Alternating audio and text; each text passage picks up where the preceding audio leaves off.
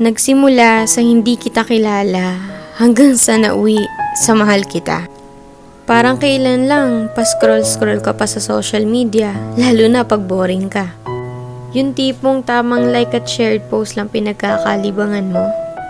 Wala ka naman sanang planong pumasok sa relasyon, pero biglang isang iglap may dumating sa buhay mo para mahalin ka.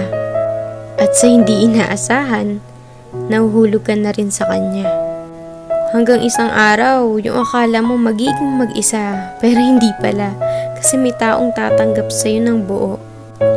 Ang sarap nga naman magmahal pag mas mahal ka.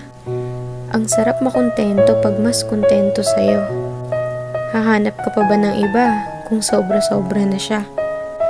Kaya nga sana wala na lang niloloko para wala na lang nasasaktan. Sana mapadpad kayo sa taong kayang pakalmahin puso nyo at hindi kayo bitawan sa mga panahong magulo na. Kasi sa totoo lang, iba yung saya pag nasa tamang tao ka na. Yung tipong kahit hindi mo siya palaging kasama o nakikita, alam mo hindi niya magagawang ipagpalit ka sa iba.